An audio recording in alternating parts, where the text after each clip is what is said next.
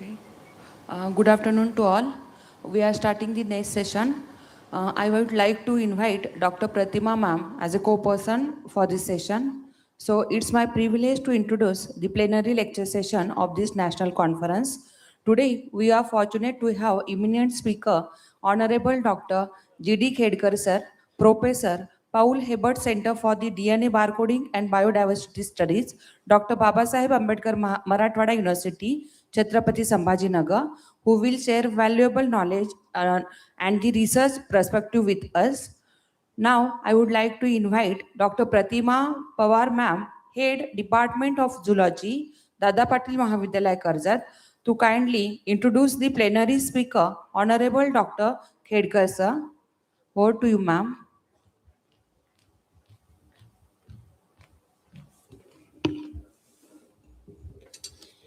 Good morning to one and all.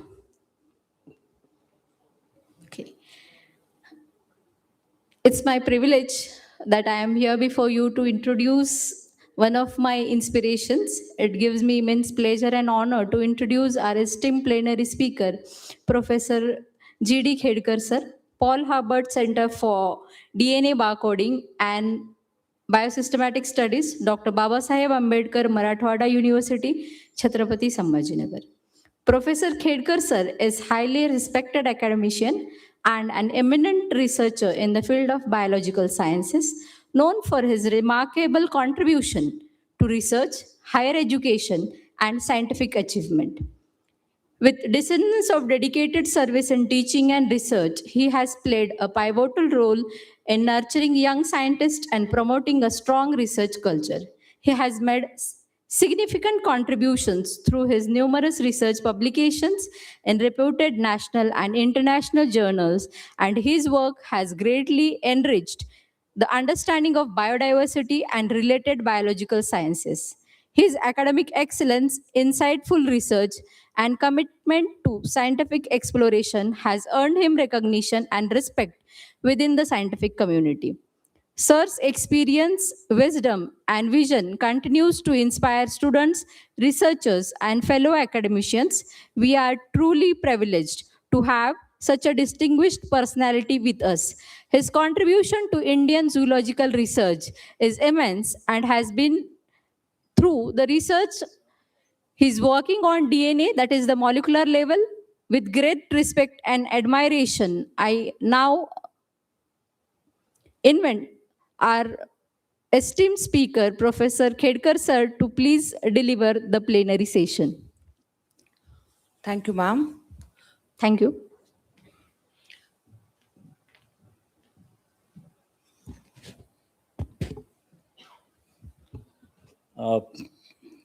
Good afternoon, respected chairman of the session, my friend and my colleague, Professor Pratima madam, and all her departmental colleagues as well as faculties from this college, and dear friends. This is a great pleasure for me to stand in front of you. And actually, I always dream to have my lectures in the morning session, but it is my fate. All the time I'm getting time after lunch. And I know it is very difficult for every one of you to sit here because you must have your stomach full now.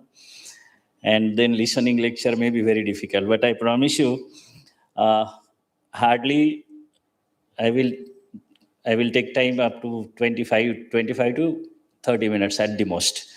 And I promise you also that you will enjoy the lecture. Now, looking at, morning session, we were just looking, people were talking a lot of on the, humanities. And now if you look at the Middle East situation going in the global, context, you may be saying human being is now missing the humanity in many ways. And in that sense, the today's topic I selected is another dimension of how human beings are in risk now, our own population.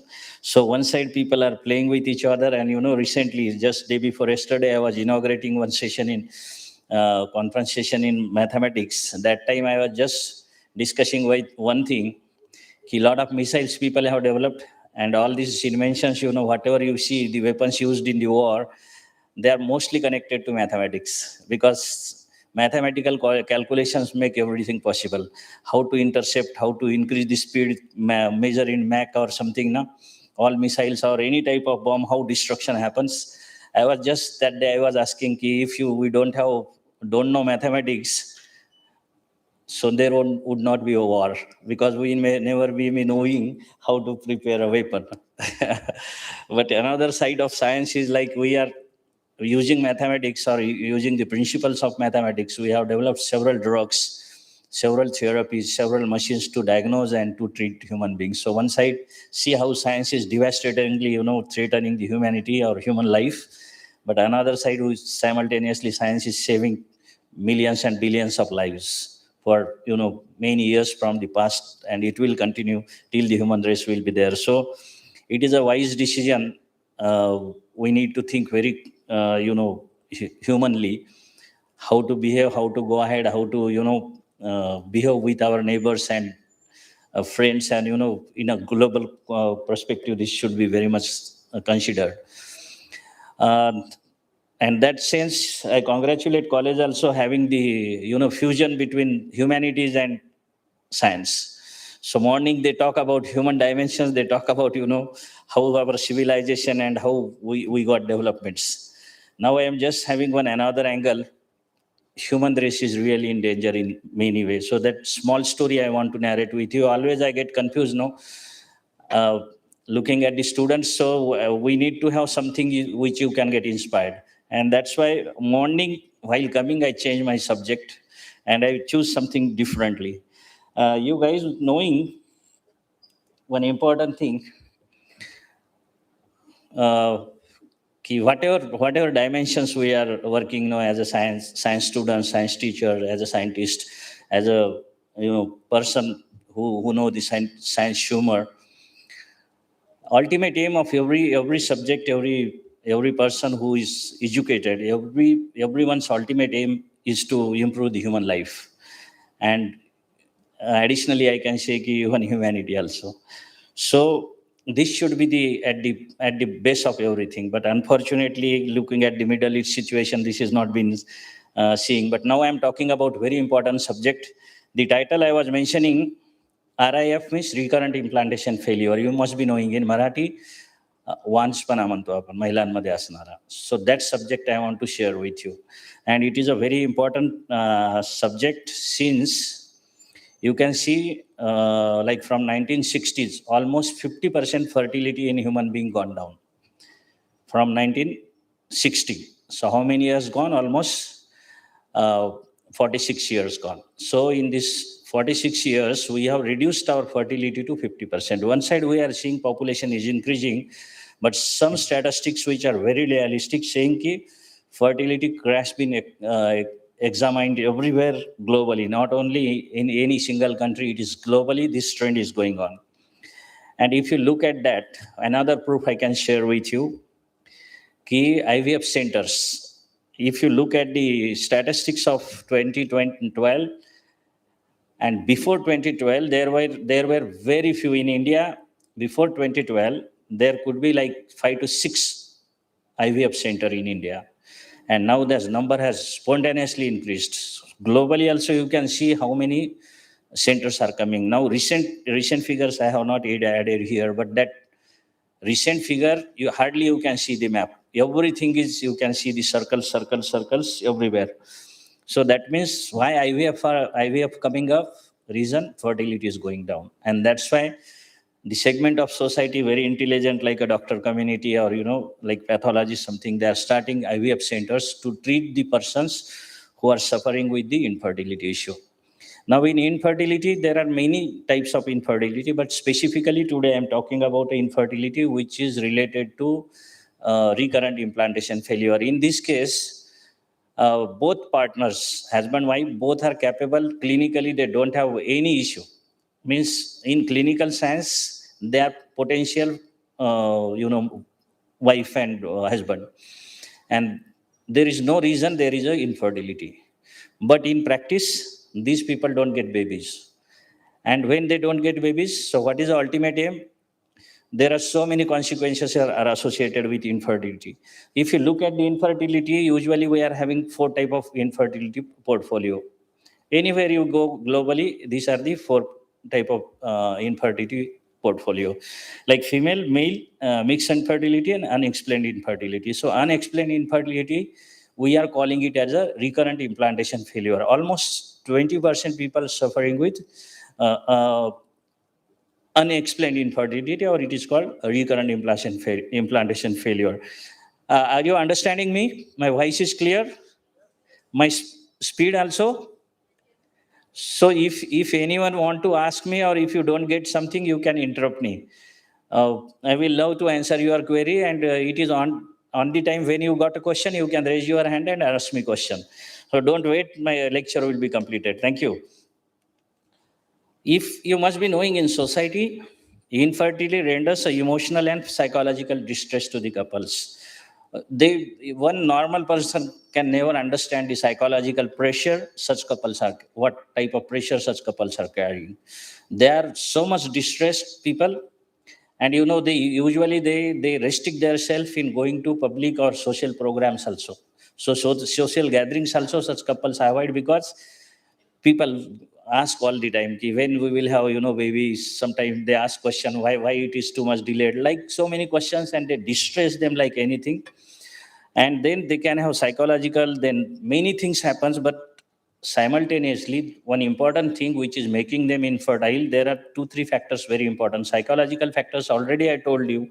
When couple is seeing that they are not getting baby, so that distress has put lot of psychological pressure, again putting them to negative side of fertility.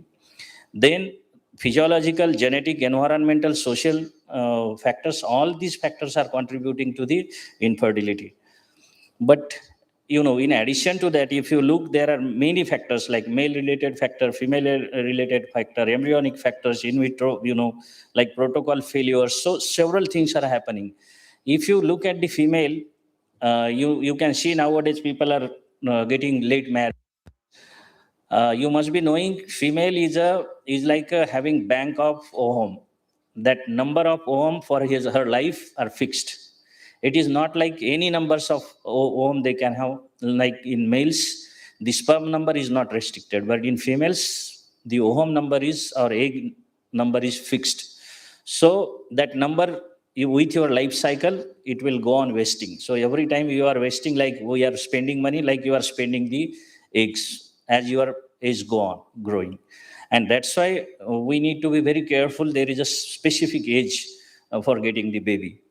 So such many things we need to see. But what happened, this what I am talking about, the problem related to recurrent implantation failure. There are 16% couples in Maharashtra state, not only Maharashtra state, throughout India, there are 16% of people facing the problem of recurrent implantation failure. And this 16% is a very big number. 16% is a very big number. And such people, you must be knowing, if such couple are going to infertility center, they are having their like a packages. So one package, at least 3,50,000 you need to spend. So 3 times they try, if no baby, 3,50,000 gone. In some cases, these packages are even up to 15 lakh rupees. And during that day, I promise, the companies or the infertility centers, they promise you very expensive testings also they are asked to do. And after that, if not getting, always they take a bond from you, ki we will try our best. If you don't get baby, so after the 3 4 cycles, this is not our responsibility. So that way it become a big business. So already I told you, ki such people are getting social boycott. They are rendering so many psychological pressures. The fourth pressure is coming is a economical pressure. So they are losing their wealth also with this. And that's why we felt ki when one of the very famous doctor in our city, she came with same problem, ki sir, there are some issues, and can we do something with molecular genetics? That was her question. So when she came, now that time I tried to understand ki how things are happening and how we should go ahead. So what happened now? Being a student of science, we always keep on reading with the different new articles, coming into science journals, magazines. So I came across with this story in one of the very famous journal called Nature. So on a nature face paper, this was been written. How many of you are aware about this? How many cells are in our body? Anyone is having estimate? So in human body, usually we are having 40 to 38 to 40 trillion cells in our body. So trillion means how much? Like 1 lakh crore is a trillion. So 38 to 40 trillion cells are in our body. But moreover to that, we must thank to a great scientist, Craig Venter. He's from US, and fortunately, I got to work with him also. So his great invention is he developed one technology called metagenomics. So human body, I just not completed. I just told you 50%. So 38 to 40 trillion cells are in our body, but you will surprise. So many times we feel so lonely, no? Many times it happens. We feel so lonely, and we feel there is no one to my with my company. But I will tell you, one whole world is with you all the time, and that is called microbes. How many microbes are associated with our body? Almost 40 to 48 trillion microbes are present with us. That means their number is more than your cells. That much microbes are associated with our body. So you are always in a company of 48 trillion organisms or lives, living forms. And these 48 trillion microorganisms, they come before your birth with you, and they go after your death. So you are always in a company of 48 trillion lives. So don't feel like you are lonely. You are always in a good company of 48 trillion organisms. Now tell me, if there are 38 to 40 trillion cells, and you are having 40 to 48 trillion microbes, do they are useless then? Your cells are not useless, that means these cells must not be also useless. So this article make me to think, why don't we try to look into microbial profile in tackling the recurrent implantation failure or infertility? And this question I just discussed with the medical doctor, and she agreed ki, sir, we will explore it. Now another story I must tell you. There is a microbiology department in your college. Yes. So microbiologists, you must be knowing how many percent of microbes are culturable? Almost less than 1%. 99% microbes are not culturable. So in this 40 trillion microbes, 1% you can calculate. And even that 1% also we don't know. In trillions, and in that trillions, if you try to look into 1%, it is impossible.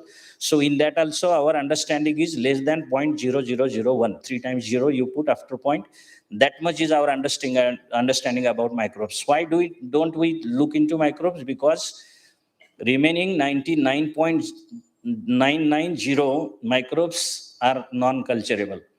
As long as you are not culturing them, you can detect them. And that was the irony. So that's why I said we must thank Professor Craig Venter.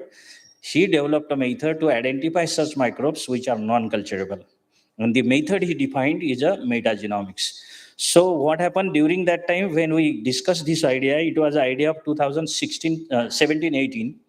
So that time my laboratory recently was got a grant, and we are in the process of procuring some genomic facility. So immediately I thought, why not we should go for a machine which can do this microbial sequencing. So immediately we implemented that, and we got a next generation sequencing facility. We can do the metagenomics. So first project we think about rescuing the human population from getting infertility problem for 16% of the potent couples. And that way we started thinking to do the metagenomic study of the female genitalia, whether it is having some clues which can stop recurrent implantation failure problem.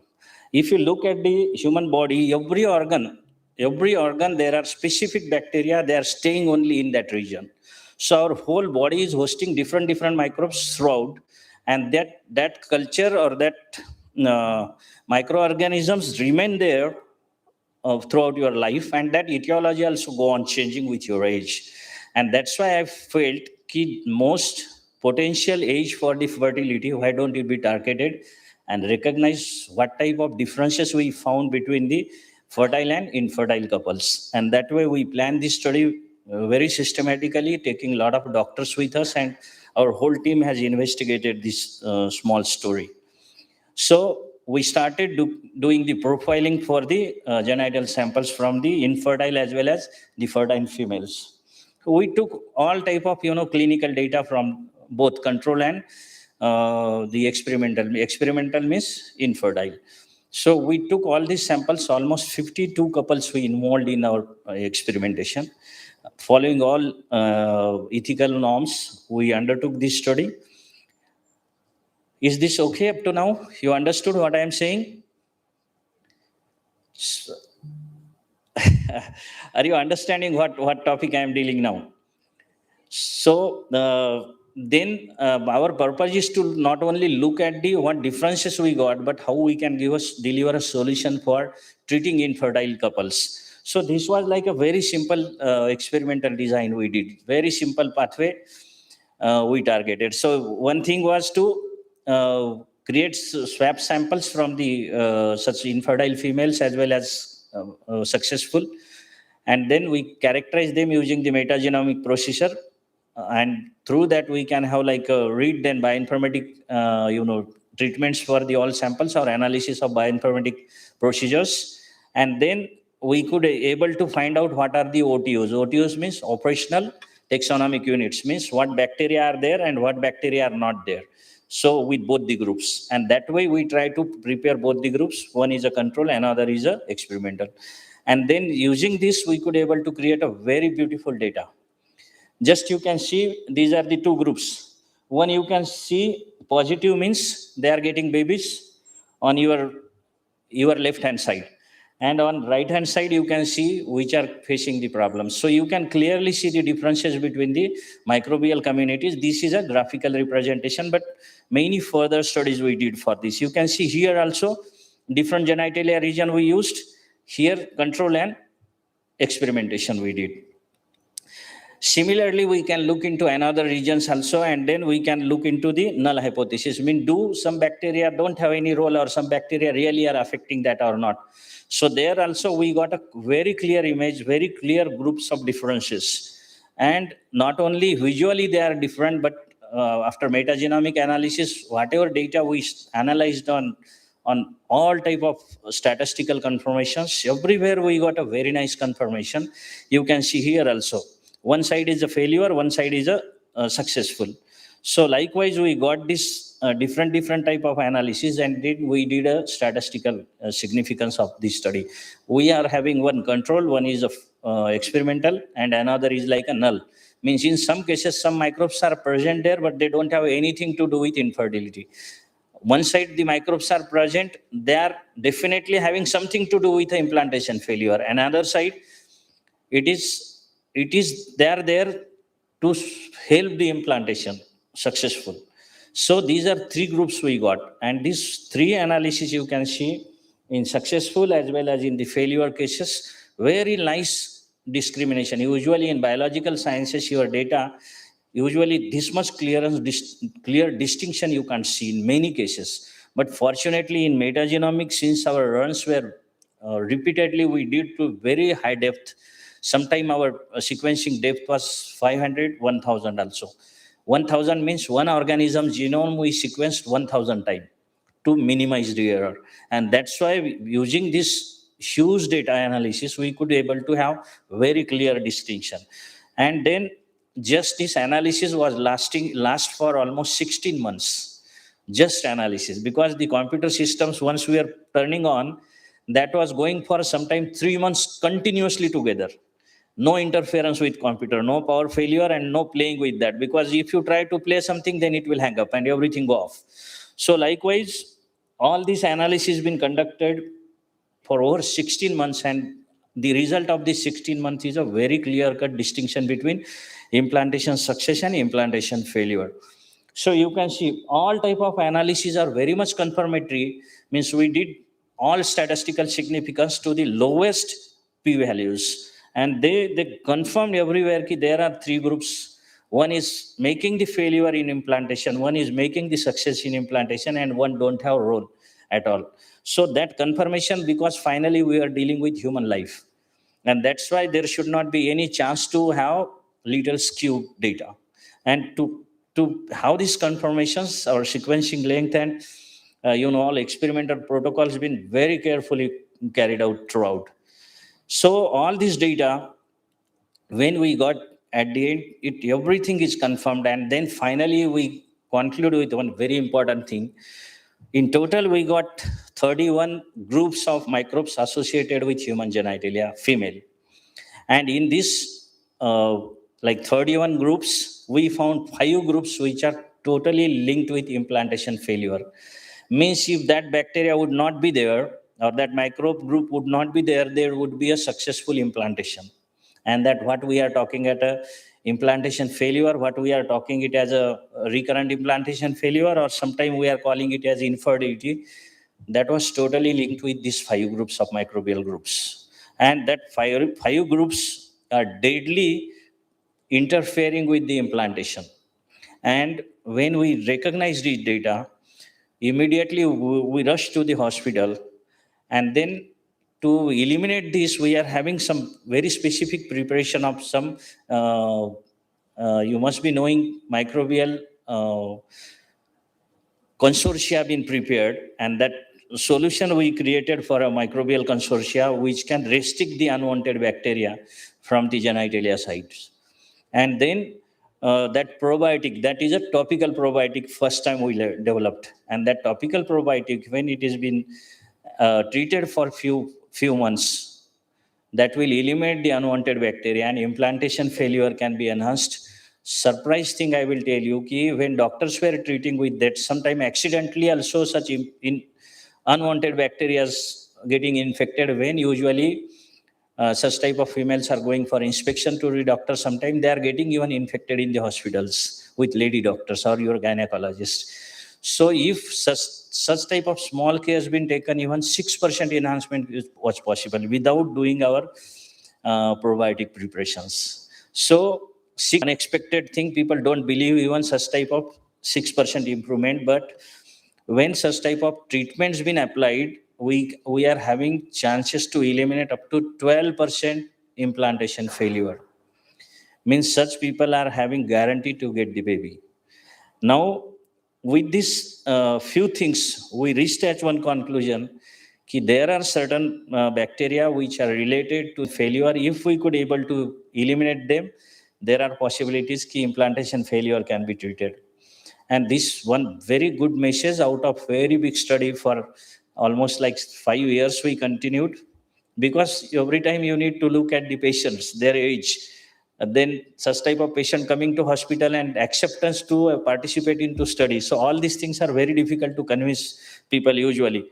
But fortunately, a lot of people were agree to participate in our study, and we could able to reach at one stage. Now, next problem came in our to us is a directly you can go and treat a human patient. You need to try it on the animal models. So animal models means how to put a proof, because you can't bring any patient and you can't show kids, see this this patient has got baby because of our treatment. This is science don't go like this. So to create how it is happening and how these preparations are impacting and making the success, we need to create a human microbiota based mice. So that laboratory study we conducted, in laboratory studies we infected the bacterial populations to female mice in mices. We treat them, and then we prove that it is making them infertile. And later on, we treated with the preparation which is antagonist to that, and again we demonstrated that this is making it successful. Now this study is at the this is also in medical science. This is a very basic step. So we are at like a just one and a half stair ahead out of 5 stairs. So now in future we are looking for further more studies, but this was a very nice idea came out of just reading one article that been applied here. Similarly, another one important study we did related to oral cancer. A lot of people must not be knowing, and female, specifically female students, you always keep in mind. HPV is a deadliest virus for females. Once you got infected with HPV, human papilloma virus, you remain lifetime infected with that. Once your age is going up, and usually your cycle break up or it stops, your immunity go down, and that time papilloma can come up and it can generate the cervical cancer. Generating cervical cancer means you are very near to the death. Very few people are lucky to get rescued out of HPV, means cervical cancer. So one of students, she was working on cervical cancer recurrence, epigenetic mechanism, but the story is not completed yet related to HPV. In 100% oral cancers, we found there is HPV. And yet there is no test can tell you are HPV positive or you are HPV negative. As long as it is massively start turning your cells into cancerous cell, till that it remain dormant, and there is no test which can tell you are HPV positive or negative. That's why government of India has launched last week only the vaccination program for the females freely to government hospitals. So if possible, go to government hospital and get that vaccination with you. And oral cancer also we tackle similar way. In oral cancer, OPMC and OPMD, these are the two famous oral cancers you will find. And now oral cancer is going up to 22%. If you feel sometime you are very smart or you are very rich or very intelligent or you are very successful or very wealthy, no, just go and visit some cancer hospital. Just roam through the ward, you will understand what is meant by life. So that second study is dedicated for the oral cancer, where we are having success rate of means that directly been applied taking a help of doctor one treatment. So in usually in oral cancer patients, like what we did here, 6 types of groups we found they are responsible for the implantation failure. We prepare a product which can eliminate them. In oral cancer, usually what happens in medical treatments also, or in their protocol, whenever there is a cancer, what happens? What is the first step of oral cancer? They just drill and take out the part where that tumor is there. Sometime even you need to remove the jaw. So your mouth become like an animal mouth. It's like you don't remain like a jawwala, you become like a cyclostome. Very ugly. And afterwards, even if it is not going, then they do one thing, they start treating here and then they put one hole here, and through that liquid food only been sent for keeping you alive. So such deadly cancers also can be early predicted. So our lab is taking steps in developing some protocols where early prediction can be done. And I'm very happy to share with you regarding the oral cancer, oral metagenomics we did for OPMD and OMCC.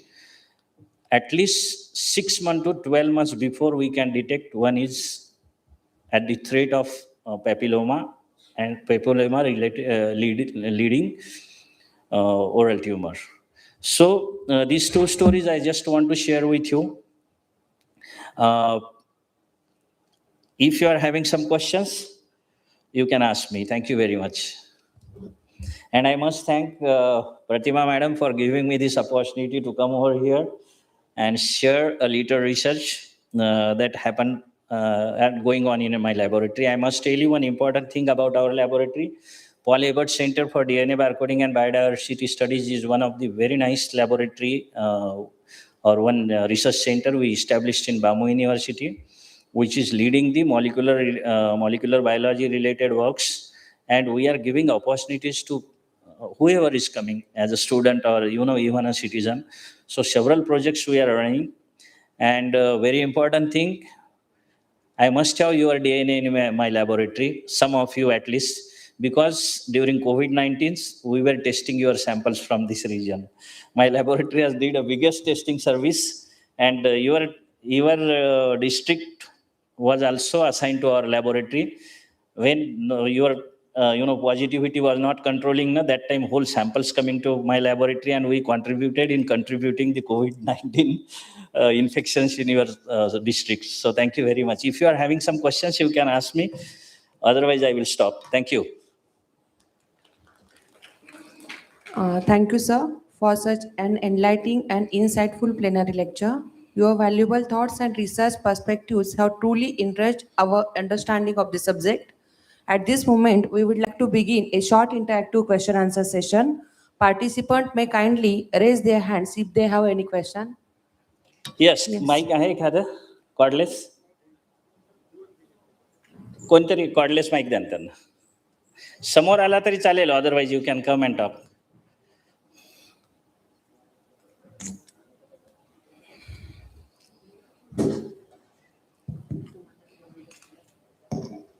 Good afternoon, sir. Yes. How many strains of HPV are there? What? How many strains of HPV Oh, virus are very there? good question. Now we are working on that. One of my students is working on characterizing the HPV strains. So far, 16 strains been recognized from India. But our assumption means basic, like our hypothesis, there must be more than 24 to 25 strains must be prevailing in India, and our strains must not be similar to the strains found in Europe or US, because the 16 strain discriminated, they are from US, not from India. And I think this first time we are now trying to recognize the strains, and one of the, her name is Vidya Jadhav. She is working on recognizing the strains of HPV in Maharashtra. Not only our region, for entire Maharashtra, we are working on that. So out of 16, 5 strains, they identified clinically and medically accepted 6 strains of HPV. They are responsible for cancers. Very good question, and I appreciate your vigilance during the lecture. Is there any question you want to ask? You are happy with this answer? Yes, sir. Thank you. Good luck.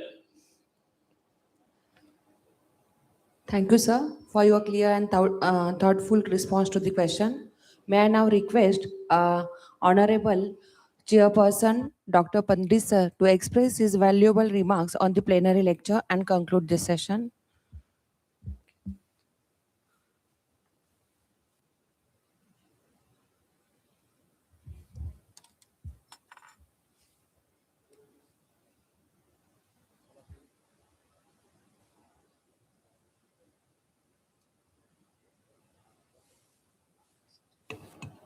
Okay. Good evening, all of you. Respected dais, all the dignitaries, and forthcoming scientists who is sitting in front of us. When you see on the road corner, say IVF, that time, just a remark from my university, Dr. G.D. Khedkar sir, who introduced first of all in 25 years back. Now they are grown up. They're having some of a fellow from this different kind of universities. I would like to say thank you, sir. When you work on IVF and some cancer-based cell, it's a beneficiary for forthcoming scientists. It is a good session. Thankful for this Google sirs. Thank you for the college staff, and thank you for the principals who invite us in joining with you. It is an informative session for me and maybe you too. Thank you. Thank you, sir. Thank you, sir. It is now time to felicitate our respected guest chairperson as a token of our gratitude and the respect. Now, I would like to request Dr. Pise sir, who is the convener of the national conference, please felicitate our chief guest, Dr. Khedkar sir.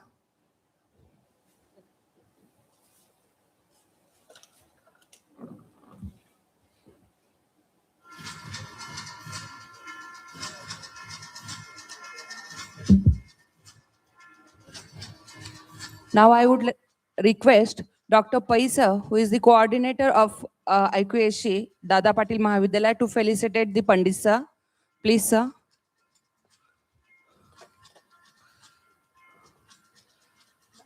Now I would like to request Professor Kulkarni ma'am to please felicitate Khedkar ma'am.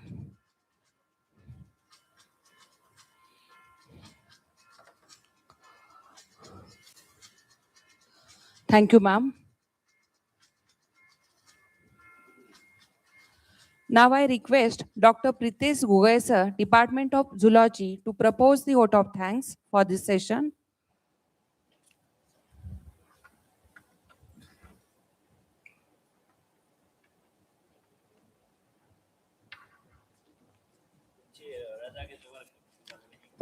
Yes, sir, 1 minute.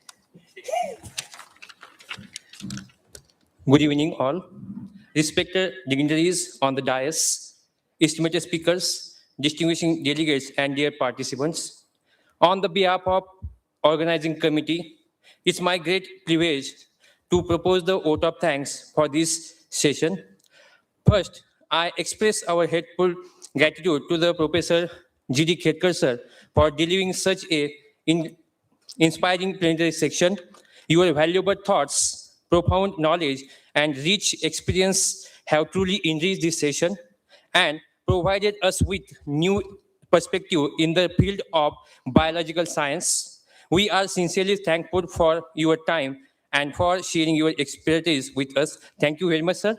Also, I would like to thank the organizing committee and scientific committee for their dedicated efforts in the planning of organizing this meaningful session.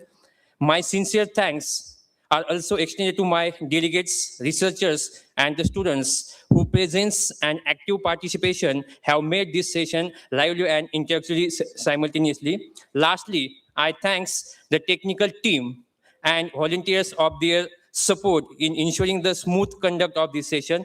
And lastly, I once again extended my sincere gratitude to everyone present here. Thank you to all. Thank you very much. Thank you, sir. Now we move to the next session. We are going to begin our plenary session 4th. For this session, I would like to invite Professor Prasad Lamrud sir, IQAC coordinator, Ahmednagar College, Ailanagar, to kindly preside over the session as the chairperson. Sir, I humbly request you to please take over the session chair. I would also like to invite Dr. Professor Sangeeta ma'am as a co-chairperson for this session. We are honored to have such distinguished personalities guiding this session. So now I request to the respected speaker, that is Dr. Alam Vijaya Bhaskar Reddy sir, who is the Associate Professor, Department of Botany, Usmania University, Hyderabad, who will be delivering the plenary section on the topic Applied Phylogeny and the Plant Systematics. Now I request to Professor Kulkarni ma'am, Head Department of Botany, Dada Patil Mahavidyalaya, Karjat, to please welcome and introduce the speaker for the 4th plenary session. Dr. Reddy sir, please ma'am. Good afternoon to all of you. Today I am here to introduce our speaker. Before that, I'd like to welcome Dr. Reddy sir for this plenary session. And he has come here from Usmania University, Hyderabad. So he is one of the prominent scholars who have come to give us information regarding palynology and systematics. Dr. Alam Vijaya Bhaskar Reddy is an associate professor in the Department of Botany, Usmania University, Hyderabad, with the expertise in palynology and plant systematics. He has made a significant contribution in the field of taxonomy, biodiversity conservation, applied palynology, both nationally as well as internationally. He has published more than 75 research papers in the reputed journals. He is an editor for 5 books and authored about 6 books. He is the contributor of course material for MSc Botany for Baba Saheb Ambedkar Open University and Telangana Open School Society in both Telugu and English. His scientific contribution include discovery of new plant species from Vikarabad, Telangana. He's also pursued major funded projects up to 2 crores. He has supervised 13 PhD scholars and guided 14 PG dissertation, also mentoring of students which hold faculty position in reputed institutes. He has been awarded by Fellowship of Indian Botanical Society and Fellowship of Scientific Society of Advanced Research and Social Change. He has 3 patents which are published and 1 which is granted. He has many administrative and leadership roles like Director, Herbarium, Hyderabad Coordinator, IQAC, Head of the Department, NSS Program Officer, Joint Director, Center for Biodiversity, Hostel Warden, etc. Dr. Reddy is also involved in organization of many seminars, workshop, training programs. He is a good teacher with dedication in teaching, research, and extension. We are very happy to have such a multifaceted, eminent scholar among us, whose lecture will surely benefit all of us. I welcome Sir once again and allow him please start his lecture. Thank you, sir. Thank you, ma'am. Now I request Dr. Reddy sir to please deliver the plenary lecture. We are eager to hear your valuable thoughts and experiences. Over to you, sir. Respected chairperson of this session, organizers, faculty members, and dear participants. Very good evening. And this is very privileged and happy for me to be here. Sir said we are alone. We are not alone. Many species are part of our genes. From morphological species point of view, we are a single species. From starting from evolution, we have put our own species for extinction. We were five species with us, but all of them were gone for extinction. And we were inherited with our genes of Homo neanderthalensis and Denisovian. Because of that, many of us survived today from the 19. Okay, that was the finding of Svante Pääbo, who got a Nobel Prize very recently. So, human population is changing a lot, moving a lot, and the world is changing a lot. And this is the right time to conduct such type of conferences. This is a very relevant theme, inventions in science and technology. We ourselves are moving. And see, nature always do experiments with the species. Sometimes it pampers one species a lot, and sometimes mercilessly it removes the species. You see, in Jurassic period, huge gigantic dinosaurs. Other side, huge gigantic gymnosperms. It pampered a lot, and within no time, it mercilessly removed that species. And now it has given chance to the human species in the Cenozoic era. We are explored like anything, but still we are only one species authored on this nature without any permission from the nature. That's the worst part we are doing to the nature. Of course, the sixth mass extinction is ready, and or else nature driving us to move for evolution. We are evolving into the robots. My hypothesis is our brains will be taken out and put it in robots, and that will be a humanoid robots, and we will survive in future. It may happen because we have to remove our the biomass, because conditions are very hard to live, survive. Anyway, that's a part of another one. And you know that apple, how many of you know apple? Seen apple, tasted apple?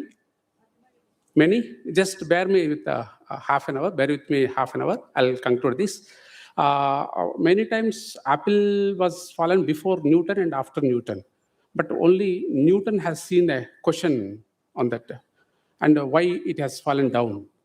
That curiosity came out with the theory of universal gravity. Here also, palynology is not a new subject, it's an old subject.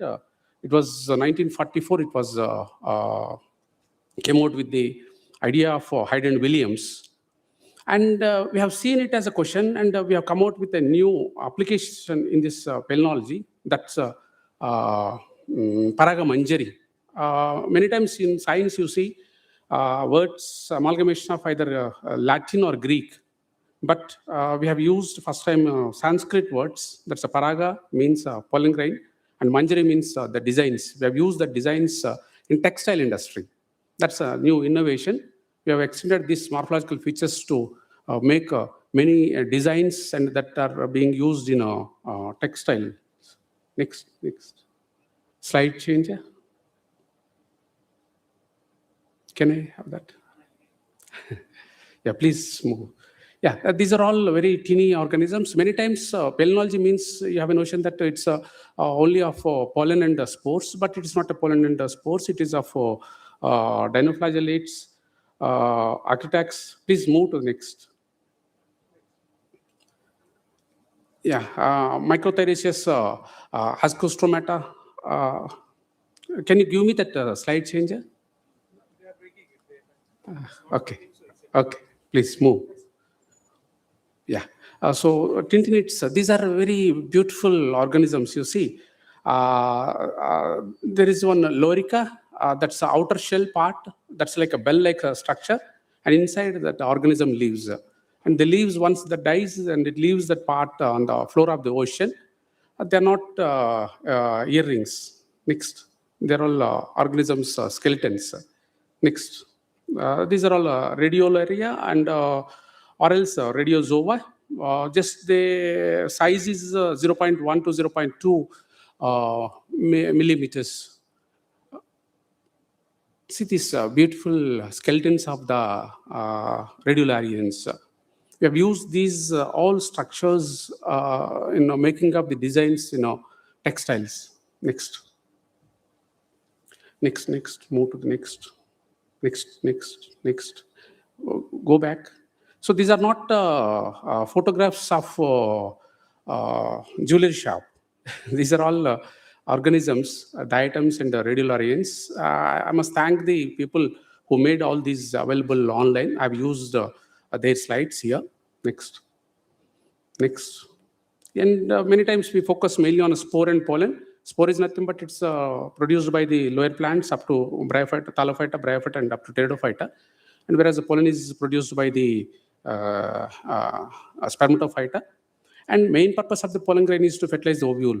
Once it landed over the stigmatic surface, it germinates and produces the pollen tube. There it discharges sperm cells. One sperm cell fuse with the egg cell and other sperm cell fuse with the secondary nucleus. That's embryology part.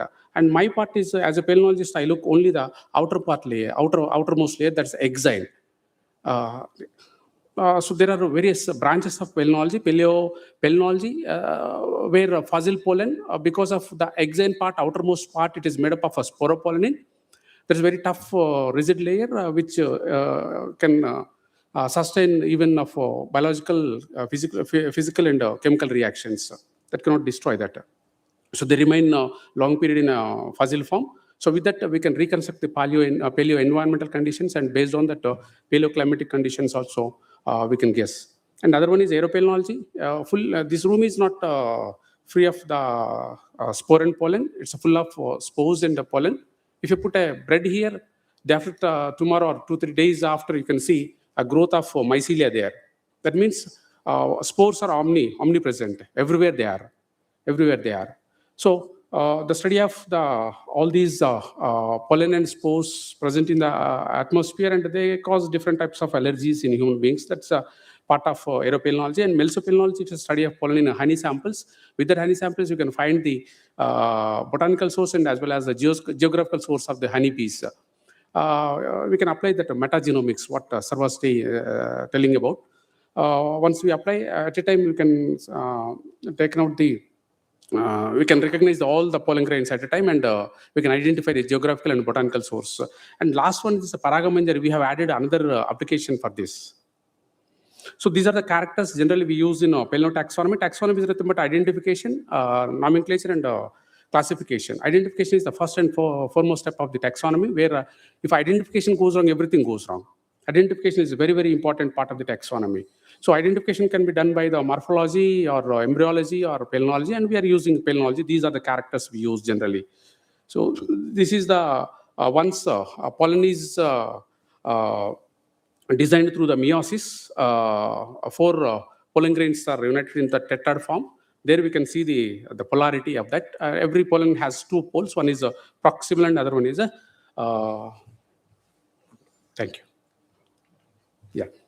So based on that polarity, we can designate various types of the pollen grains. So this is the symmetry, radial symmetry or bilateral symmetry every pollen has. And these are the pollen units. Even one family, that's mimosas, you can see the monads, dyads, tetrads, and polyads in a single family. So with this, we can identify. And here you see the sizes also. I have shown various types of particles here. Our pollen is there, that's 15 micrometers. Generally, it ranges between the 10 to 200 micrometers. That's the size of the pollen. Very small pollen grains. We have taken those pollen grains and put it under the microscope, zooming it for 400 or 1,000 times. That reveals the beauty of that morphological features. We use those features. These are the size ranges of the pollen grains, and these are the shapes also we have used for this. And apertural patterns. Aperture is nothing but it's a gem pore where pollen tube comes out. Every pollen is a species specific, and each pollen has its own type of aperture, either single or mixed. And same thing used in APG classification also. He's the person, Gunnar Edmund, came out with the NPC system of classification. Of course, this is an artificial classification system, but still we can use this. And these are the various patterns of the apertures seen on the pollen grains. So based on that, we can identify and we can give a 3-digit number. Each digit gives the N means a number, P means a position, and C means a character.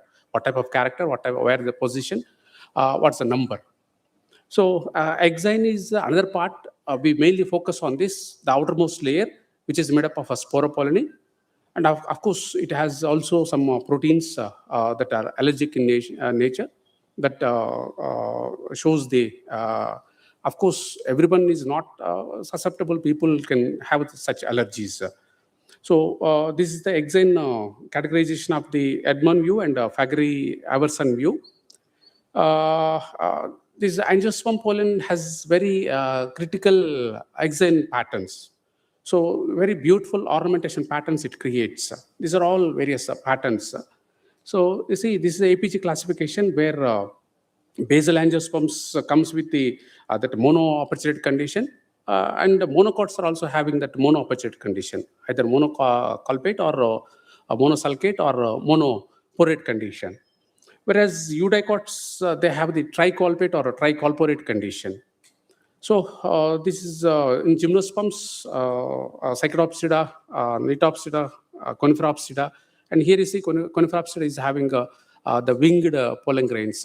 That's why these pollen sometimes cross the continents also. They travel long distances. Okay. Anophyllous plants, most of them are. That's why they have the wing, and with that, wind can carry these pollen grains for the pollination. Okay, so Netum is having close relationship with the dicot pollen.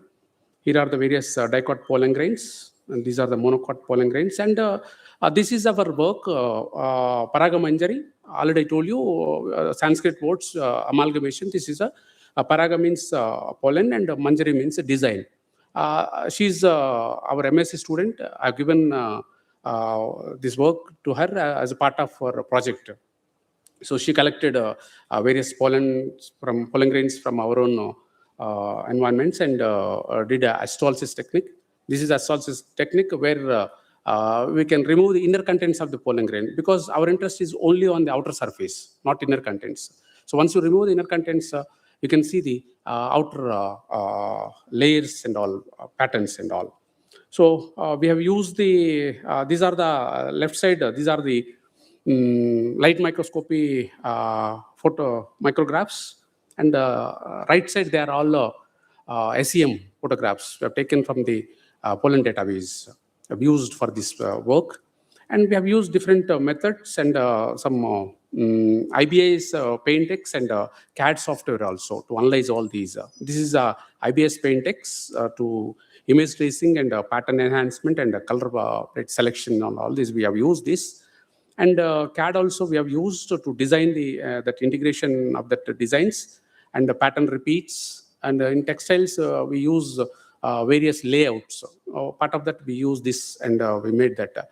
And one board we generally use in textile design, that's a motif. Motif is nothing but it is a specific repeated visual element that forms a pattern. That's called a motif. There are different types of motifs.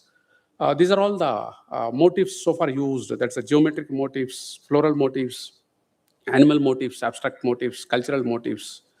And you know that paisley or mango shape, this one, last one. This is a very famous one. Its origin is Persia, Iran. Later it is moved to the different parts of the world. Even today also you can see many saris or dress material comes with this design. Of course, there are many ancient textile motifs are there. Lotus motif origin that you can see. That's oldest and most sacred motifs. Origin is in India. And it symbolizes the purity, creation, and spiritual awakening. And elephant motif, that's again ancient India and Southeast Asia. Elephant symbolizes the royalty, strength, and wisdom. Each motif has its own. That's a floral vines. This is again Indian and Persian motif. Mughal culture, if you see, all their textiles are with this type of motifs. And peacock motif, okay. And first time we have come out with this pollen motifs. The main motto is reflecting the natural beauty and the complexity of the pollen. And characteristics of this pollen, these are the intricacy, symmetry, organic shapes, and size and shape, different patterns and all these. That's why we have used this. And mainly the structural design, surface design, and the functional design possible in textiles. So we have taken these. Of course, this design is also part of textile. We use, there are patterns we can create with these designs. Repeating patterns that are straight repeats or brick repeats or half drop repeat, various types, and non-repeating patterns. And generally pattern elements are a motif that's scaled and with the different colors. See, these are all various patterns scaled with different colors and all. And we used layouts also in designs, making design. There are different layouts again, all over layout, border layout, engineered layout. Engineered layout means placing a motif in a particular place that gives beauty to that cloth. Okay. So turnover layout, one directional or two directional diamond layout and all these. Here you see, we have used that gymnosperm pollen, abyss. It has wings. So that pollen we have used, and we with the CAD and IBS software, we make it as a teddy bear face. And this is all our design. On fabric pattern we made, with that motif we made a pattern. And that pattern comes onto the fabric makeup that looks like this. See how beautiful it is. And next pollen is a Holoptila integrifolia that we have taken and put it in a avocado fruit as a seed. Okay, that we apply to that different. And this is Vachelia species, Mimosaceae, aster, Osmium tenuiflorum there. These are all diamond layout, arranged like a diamond pattern. So sometimes we have taken the entire pollen, or else a combination of pollen grains, or else only exine part we have used as a motif. Okay, this is a border layout, only borders we have framed. Okay, this is engineered layout, where in a particular place, if you keep that motif, that adds more beauty to that cloth. So this is called engineered layout. See that right side, and many villosa. Entire pollen, we have given that wings and put it on a cloth as it is. That adds more beauty to that entire cloth. So this is Alangium salifolium. That pollen here as the engineered design. So these are all various.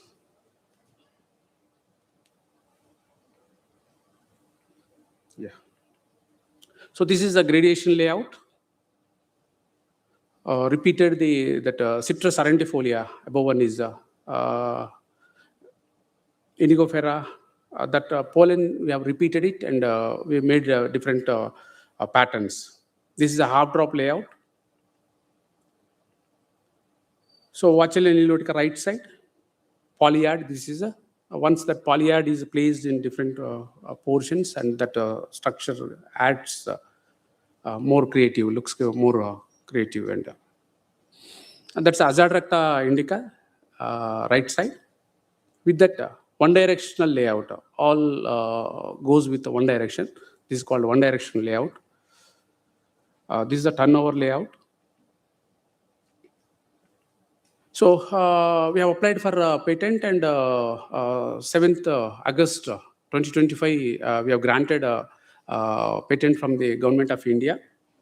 Many papers, print media highlighted this, and we want of course, we want to commercialize it. We are negotiating with many textile industries like Bombay Dyeing and even Department of Textile, Government of India, even the Government of Telangana. There are very interested textiles are available. Pochampalli, Ikat from Telangana, Patola saris of Gujarat, and Paithani saris from Maharashtra, like this. Each state has its own type of. We want to go with the Paraga Manjari saris. Actually, yesterday I tried with the AI. I given to the AI. It has created these designs. Our idea is we are working with different pollen grains with the different algorithms, and we want to fix it off one design, and that design to be highlighted as that Pochampalli, Ikat, or like that. So surely will come out. We are working on that. Once we come out with that, and we will go for a commercialization. So Paragamanjari beautifully illustrates how the hidden world of microscopic pollen can inspire innovative, multidisciplinary applications where scientific inquiry meets the technology and the creative expression. It reminds us that true innovation often begins with a careful observation of nature, and when science and creativity comes together, they open limitless possibilities for research, design, and society.